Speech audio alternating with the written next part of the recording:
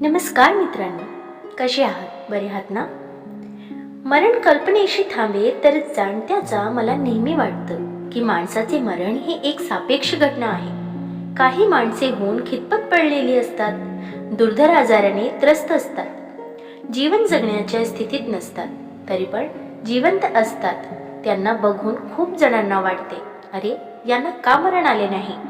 अजून काही माणसे जिवंत नसतात, पण ती सृजनशील होते, चांगली होती. त्यांचा राहण्याने समाजात फरक पडला असता. जे संशोधक हे असतील त्यांना बघून खूप जणांना वाटते, अरे यांना का मरण आले इतक्या लवकर. मला हे पण वाटतं की मरण व्यक्तिसापेक्ष पण आहे. आपल्या जवळील, आपल्या नात्यातील, मित्रपरिवारातील कुणाचा मृत्यू झाला तर ते दुःखद निधन देवाज्ञा असते. अनोळखी माणसांबद्दल हे कोण संपलंय, कोण मेलंय असं असतं. आणि मारणारा जर शत्रू असेल तर हीच भाषा, तो चालला, बरं झाला तो खपला, ते त्यांची मरायचीच लायकी होती अशी होते. मरण ही कधी ना कधी घडणारी घटना आहे असे वाटणारा समजूतदार लोकांचा एक दृष्टिकोन असतो. काही नाही, ते थोडे आजारी होते, वयही झालं होतं, उगाच जास्त दिवसात कितपत पडण्यापेक्षा सुखाने लवकर सुटले आणि शांतपणे मरण आलं. आपला माणूस कुणाला नको असतो, पण त्या जीवाची हाल होण्यापेक्षा आत्म्याला शांती मिळालेली बरी. त्यावेळी मला आठवते, जीवनसेवे जन्म मृत्यू जोडून जन्मजन्मात मृत्यू हे एक नैसर्गिक घटना नसून तो एक अपघात आहे असे समजणाऱ्या लोकांचा एक वेगळाच दृष्टिकोन असतो. अरे 88 वर्षाचे झाले तरी काय झालं, ते माझे आजोबा होते, हा आता अंथरुणाला खेळून होते, पण काय झालं, आम्ही होतो ना त्यांचं सगळं करायला. यांना कसं पटवून द्यायचं की तुम्हाला वाईट वाटणार, माणूस गेल्याचे, पण असते तर त्या जीवाची किती हाल झाले असते. अशा वेळी मला आठवतं, दिसे भासते ते सारे विश्व नाशवंत, काय लोक करीशी वेड्या स्वप्नियांच्या फळांची. मी खूप जणांना विचारले की माणसाच्या मृत्यूनंतर त्याचे आपले का रडतात, वाईट वाटते हे अगदी सर्वमान्य उत्तर.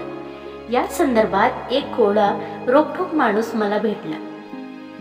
मनाला काही नाही रे, जो केला आहे त्याची पोकळी ह्यांच्या आयुष्यात निर्माण झाली आणि त्याच्यामुळे ह्या लोकांचं पडणार आहे, ह्या लोकांची अडचण होणार आहे म्हणून रडतात. म्हणजे मी जरा वेडा झालो होतो. हे बघ, असं समज एका मुलीची आई मेली. ती मुलगी इतके दिवस आईकडे सगळे बोलत होती, आता ती नाही, मग कोणाशी बोलणार. ती आईकडे हट्ट करत होती, आता कोणाकडे करणार. ही पोकळी तिच्या आयुष्यात आली, या जाणीवेने ती रडती. नीट विचार केला तर लक्षात येते की तिच्या ह्या रडण्यात स्वार्थ आहे. तिचे वैयक्तिक नुकसान झाले म्हणून ती रडती. त्याच्या या बोलण्याने मी खरेच चक्रावून गेलो. एकाने सांगितले, जाणाऱ्या व्यक्तीबद्दल प्रेम विरह तर असतोच, पण आता त्या व्यक्तीशिवाय आपल्या आयुष्य कसं असेल. त्या व्यक्तीकडून जे अपेक्षा कोण होत्या, जे काही भावनेत भौतिक सुख मिळत होतं ते आता मिळणार नाही, हे टोचणी असतेच.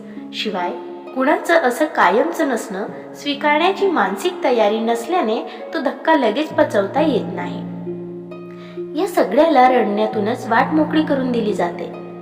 वाईट वाटणे अगदी स्वाभाविक आहे, नैसर्गिक आहे, पण काही जण फार शोकाकुल होतात.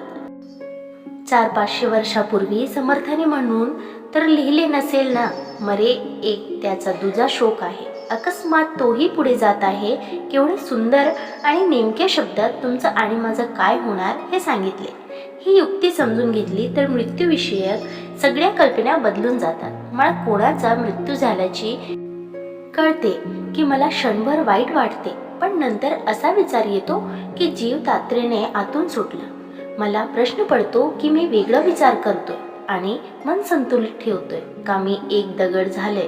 मी बऱ्याच लोकांना हा प्रश्न सुद्धा विचारलं की लोक मृत्यूला का घाबरतात. कोणीच संपर्क उत्तर दिले नाही. मला वाटतं आपल्याला मृत्यू म्हणजे काय हे नेमकी माहीत नसतं, कारण आपण सगळं अनुभवलंय, सुख अनुभवलंय, दुःख अनुभवलंय, म्हणून हे सगळं माहीत आहे, पण आपण मृत्यू कधीच अनुभवला नाही. माणसाच्या आयुष्याची कसली भन्नाट गंमत आहे बघा. आपण जन्मलो, तो आणि मृत्यू पावलो, तो दोन्ही अनुभव सांगू शकत नाही. मग जर मृत्यूचा अनुभव नाही तर त्याला का घाबरायचा? सर्वसाधारणपणे घाबरणे ही भीतीशी निगडीत आहे. मग म्हणणं अनुभवलं नाही तर त्याची भीती कसली? ते छानही असू शकते. माझं मत आहे की आयुष्याचं मूलभूत तत्व म्हणजे बदल घडवून येण्यासाठी पहिली गोष्ट आधी मृत्यू पावली पाहिजे. मृत्यू म्हणजे अल्पविराम शेवट नाही.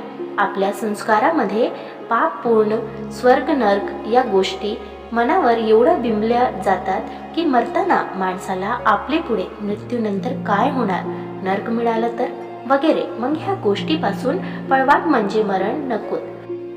मग त्यातून इथेच आणखीन अडकणं सुरू होते आणि मनाबद्दल भीती आणखीन वाढत जाते. मला नेहमी असं वाटतं की माणूस मरणाला घाबरत नाही तर मृत्यूची जाणीव झाल्यापासून प्रत्यक्ष मृत्यू येईपर्यंतचा प्रवासाला घाबरतो.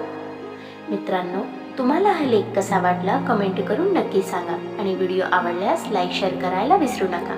आणि अशी छान छान कथा आणि सुविचारासाठी चॅनलला सबस्क्राईब नक्की करा. भेटूया पुन्हा एका नवीन व्हिडिओमध्ये. धन्यवाद.